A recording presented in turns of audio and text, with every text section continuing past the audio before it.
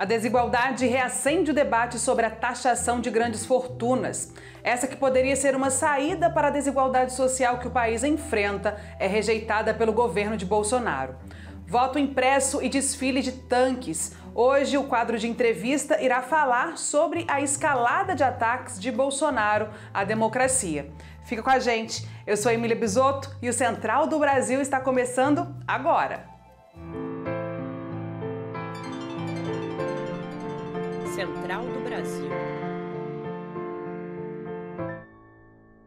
Miséria, pobreza e incertezas já são realidade para milhares de brasileiros. A pandemia nos colocou em uma crise econômica sem precedentes.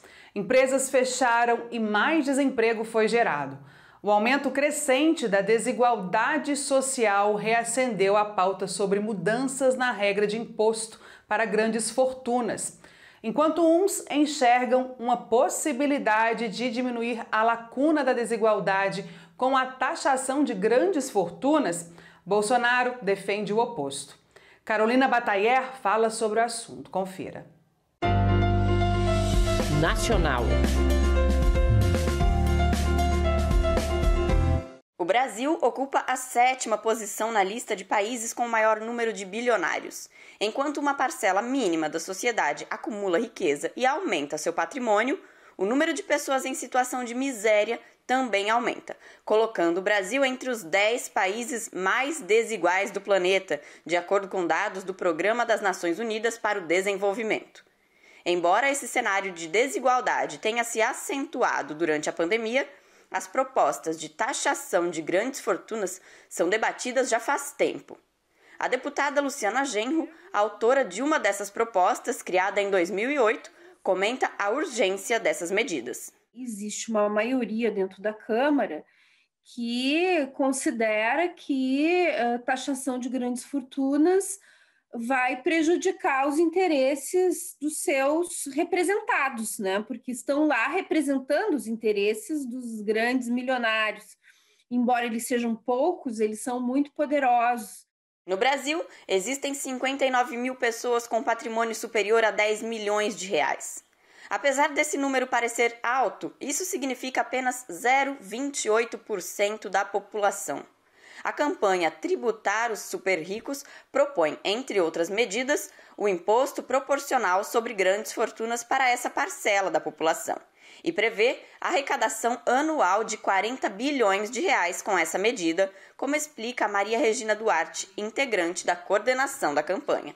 O imposto sobre grandes fortunas ele é apenas uma parte, né, do leque de mudanças que precisam ser feitas para a gente alcançar um sistema tributário mais justo, mais progressivo, que não onere tanto a classe trabalhadora, que não onere tanto as pessoas que têm menos renda.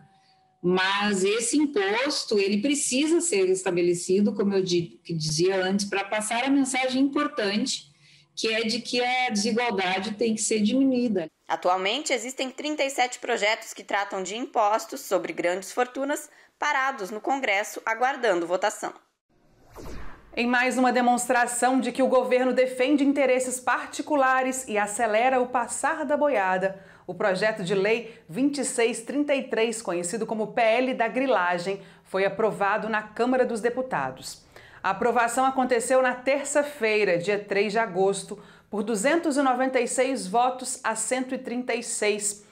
A medida atende à bancada ruralista e permite a regularização indevida de terras públicas, facilitando ainda mais o desmatamento ambiental pelo país. A versão aprovada pelo plenário não foi apresentada à sociedade antes da votação. Veja a reportagem de Nayá Tawani. Trilhos do Brasil. A medida que flexibiliza a regularização de ocupações indevidas de terras públicas e facilita o desmatamento ambiental foi votado mesmo sob protestos de parlamentares da oposição, ambientalistas e movimentos do campo. Anderson Amaro, do Movimento dos Pequenos Agricultores da Bahia, afirma que a sobrevivência dos povos que vivem no campo está ameaçada. Essa investida do agronegócio no Congresso Nacional, que tanto quer ameaçar cada dia os trabalhadores e trabalhadoras, em especial aqueles e aquelas que dependem da sociobiodiversidade para sobreviver e, consequentemente, as mudanças climáticas que temos no dia de hoje é oriundo a essa devastação do meio ambiente que esse PL vem legalizar. Enquanto o Brasil bate recordes de destruição ambiental, registrando o segundo pior ano de desmatamento na Amazônia e mais de 4.000 quilômetros quadrados de áreas destruídas no Cerrado, o governo de Bolsonaro e seus apoiadores que participam da gestão aproveitam o atual momento de crise sanitária e social para avançar com projetos que, além de atacar o meio ambiente, também aumenta a possibilidade de violência no campo. É o que aponta a ambientalista cearense Beatriz Azevedo, do Instituto Verde Luz. Isso significa que áreas de até 660 hectares, que são mais do que 660 campos de futebol que foram ocupadas ilegalmente e desmatadas, vão poder agora ser regularizadas. Então a mensagem que esse PL passa para a sociedade é que o desmatamento e a ocupação irregular de terras públicas compensa. O PL, que tramitou em regime de urgência na Câmara, ou seja, pulou etapas regimentais, segue agora para análise e votação no Senado Federal. Enquanto o Brasil enfrenta a pandemia e as mortes provocadas pela Covid-19, o presidente articula um desfile de tanques militares na esplanada dos ministérios em Brasília. Parece piada de mau gosto, mas não é. No dia em que a votação pelo voto impresso foi marcada por Arthur Lira, presidente da Câmara dos Deputados, militares exibem veículos blindados, gerando ainda mais gasto público. Nesse contexto, o cientista político Rodrigo Lenz é o convidado do quadro de entrevista de hoje. A conversa, guiada por Afonso Bezerra, aborda temas que norteiam o assunto. Confira. Entrevista Central. Olá, o convidado da entrevista central de hoje é o advogado, professor de ciência política e pesquisador do Instituto Tricontinental, Rodrigo Lenz. Ele vai abordar a politização das Forças Armadas e o possível comprometimento dos militares com as ameaças à democracia operadas pelo presidente Bolsonaro. Bem-vindo, Rodrigo. Olá, Afonso. É um prazer e uma satisfação participar do programa. Rodrigo, nesta terça-feira, dia 10, militares desfilaram com blindados e tanques em Brasília para levar um convite ao presidente Bolsonaro, no dia em que a Câmara colocou em pauta no plenário a PEC do voto impresso.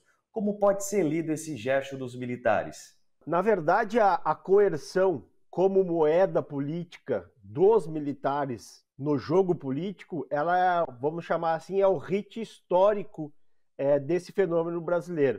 Então, principalmente ali de 46 a 64, até o golpe, os militares participando do processo político, a partir principalmente eleitoral, usam das armas como forma como forma de convencimento político nas disputas pelo poder.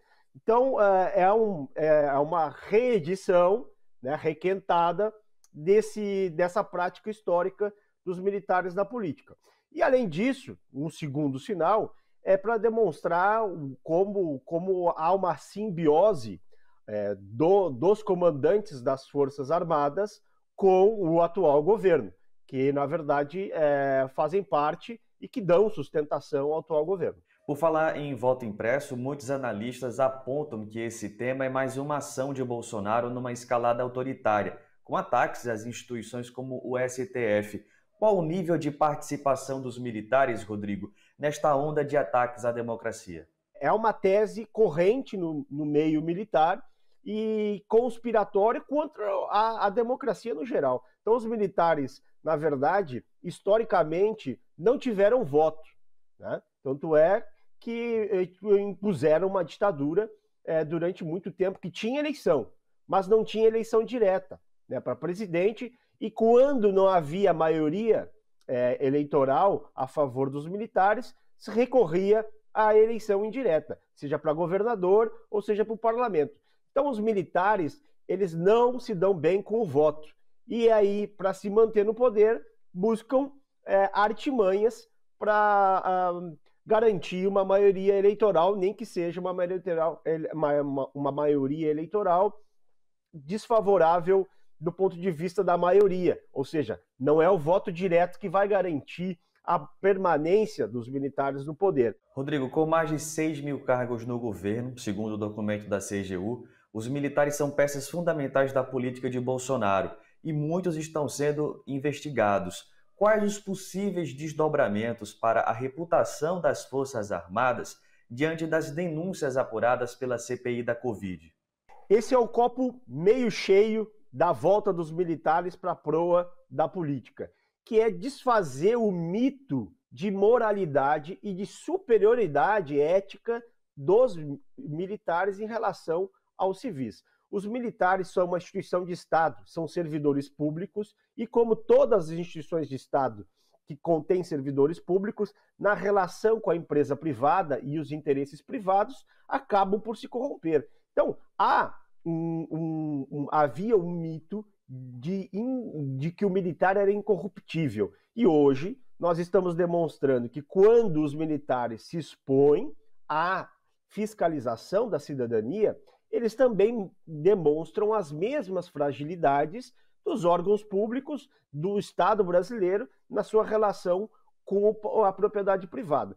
Um relatório produzido pelo Instituto Tricontinental observou um elevado interesse dos militares brasileiros em reuniões com os representantes dos Estados Unidos. A que se deve esta busca de aproximação com o governo Biden?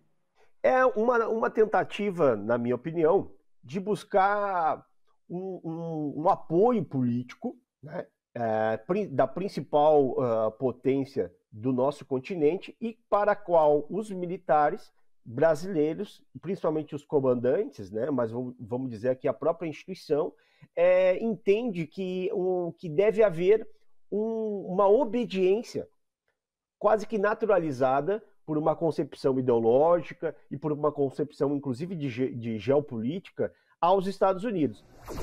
Agora uma informação importante sobre o caso de Paulo Galo, integrante do Grupo Revolução Periférica e entregadores antifascistas, detido ao comparecer na 11ª Delegacia Policial para prestar esclarecimentos a respeito do incêndio da estátua do bandeirante Borba Gato em São Paulo. Apesar da concessão de soltura pelo Superior Tribunal de Justiça no dia 5 de agosto, Paulo continua preso. Numa decisão arbitrária, a juíza Gabriela Bertoli não acatou a decisão de liberar o entregador. Mesmo sem fundamento jurídico, o mantém preso. Criminalistas denunciam abusos de autoridade e também a antecipação da pena. Continuaremos acompanhando o caso. Um povo educado não aceitaria as condições de miséria e desemprego como as que temos.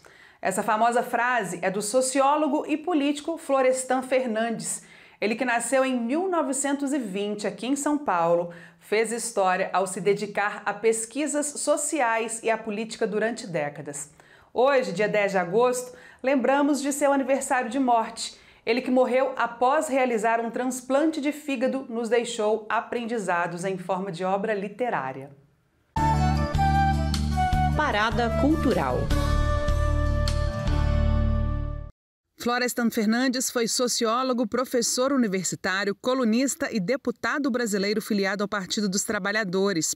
Se tornou patrono da sociologia brasileira e, como deputado federal, participou da Assembleia Nacional Constituinte de 1988. Boa parte de suas obras é dedicada a entender a situação do negro no Brasil. A partir da teoria marxista, Fernandes analisa a inserção do negro numa sociedade branca e capitalista. Livros como A Integração do Negro na Sociedade de Classes, A Revolução Burguesa no Brasil, ensaio de interpretação sociológica e Significado do Protesto Negro são algumas obras que retratam essa realidade. O programa Central do Brasil de hoje fica por aqui. Quer nos acompanhar ou rever algum conteúdo do programa? Acesse o nosso Instagram e aproveita para seguir, curtir e compartilhar o nosso conteúdo. Eu agradeço demais a sua companhia e te espero aqui amanhã. Até lá. Tchau!